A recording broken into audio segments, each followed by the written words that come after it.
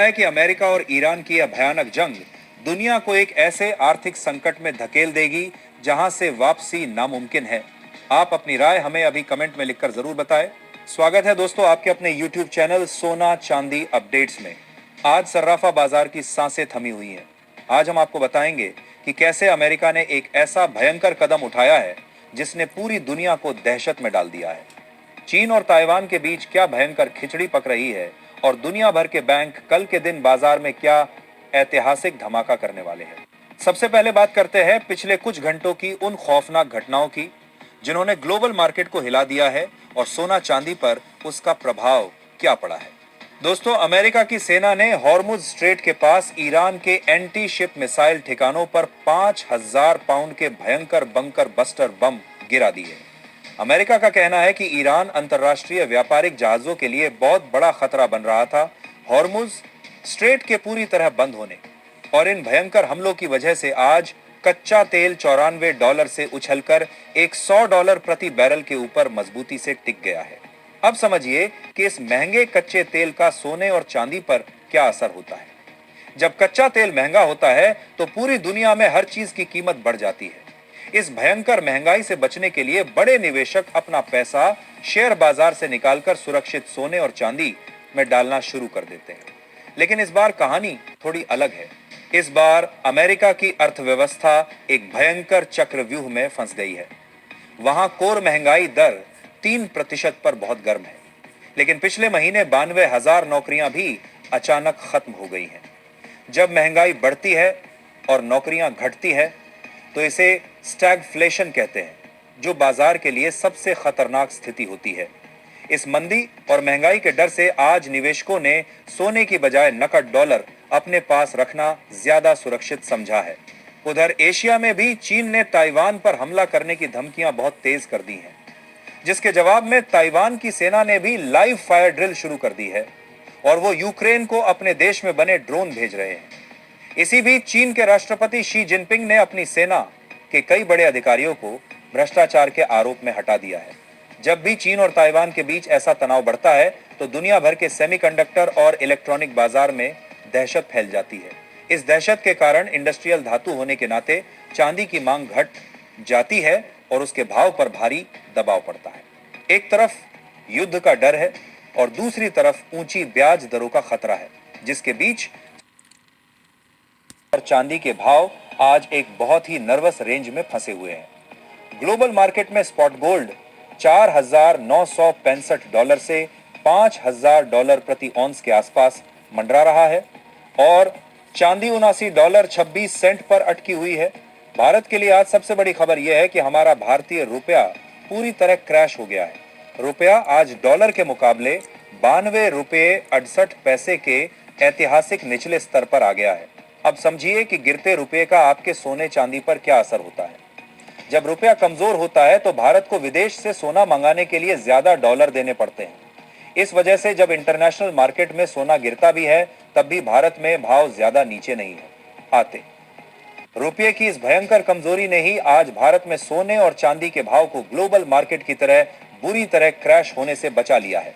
चेन्नई हैदराबाद में चांदी आज 2,58,000 रुपये प्रति किलो पर आ गई है। अहमदाबाद और बेंगलोर में चांदी का रेट 2,59,000 रुपये है। पटना, भोपाल, दिल्ली, पंजाब, मुंबई और कोलकाता में चांदी 2,56,000 से 2,58,000 रुपये की रेंज में कारोबार कर रही है। आज 24 कैरेट सोने का बुलियन भाव 1,57,000 रुपये प्रति 10 ग्राम है और 22 कैरेट सोने का भाव 1,43,900 रुपये प्रति 10 ग्राम है। आज सोने का रेट सभी जगह लगभग समान है। आज गोल्ड सिल्वर रेशियो 61.82 से 62.86 के बीच है, जो बता रहा है कि इतनी गिरावट के बावजूद चांदी अभी भी सोने को कड़ी टक्कर दे रही है। आज इस घबराहट के कारण भारत के गोल्ड और सिल्वर ETF 1 से 2% तक धड़ाम हो गए हैं। बड़े निवेशकों ने कल के फैसले से पहले अपना पैसा निकाल लिया है। HDFC सिल्वर ETF बाजार में सबसे ज्यादा 1.81% तक टूट गया है। लेकिन घरेलू विश्लेषकों का कहना है कि यह गिरावट सिर्फ एक मौका है और गिरावट पर खरीदारी जारी रखनी चाहिए और हमारे एक दर्शक 1 करोड़ रुपए के घाटे में है। मैं उनसे कहना चाहूंगा, घबराएं नहीं। अगर आपने लोन लेकर खरीदा है तो अभी नया सोना चांदी न लें। घाटे में बेचने के बजाय होल्ड करें। बाजार गिरावट के बाद धीरे धीरे रिकवर होता है, इसीलिए थोड़ा थोड़ा निकलें, एक साथ फैसला न लें। दर्शकों, अगर आप भी कोई समस्या से जूझ रहे हैं तो कमेंट सेक्शन में जरूर लिखें। अब दिल थाम कर सुनिए कि कल 19 मार्च को क्या होने वाला है। कल बाजार में इतनी भयंकर उथल पुथल होगी जो आपने सालों में नहीं देखी होगी, क्योंकि कल दुनिया के सबसे बड़े सेंट्रल बैंक एक साथ अपना फैसला सुनाने वाले हैं। सबसे पहले अमेरिका का फेडरल रिजर्व अपनी ब्याज दरों का ऐलान करेगा। बाजार को 99% यकीन है कि फेडरल रिजर्व ब्याज दरें 3.50 से 3.75% पर ही फिक्स रखेगा, क्योंकि दरें न घटने की खबर पहले से पता है।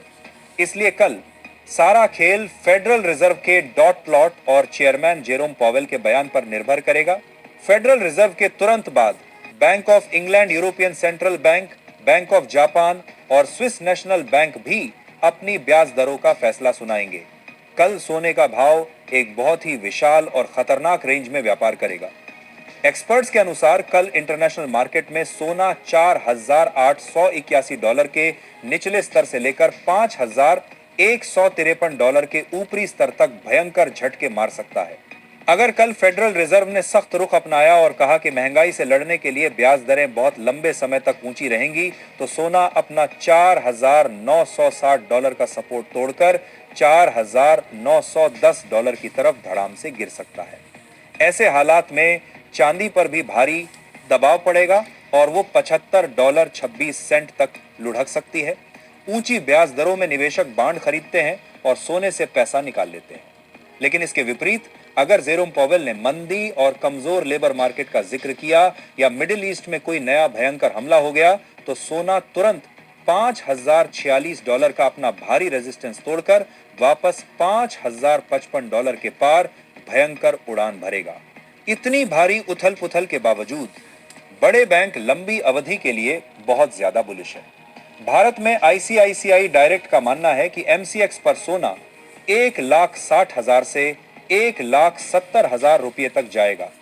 और सबसे बड़ा धमाका एचडीएफसी सिक्योरिटीज ने किया है, जिन्होंने सलाह दी है कि इस गिरावट में लंबी अवधि के लिए चांदी खरीदे, जिसका टारगेट 3,61,365 रुपये प्रति किलो तक जा सकता है।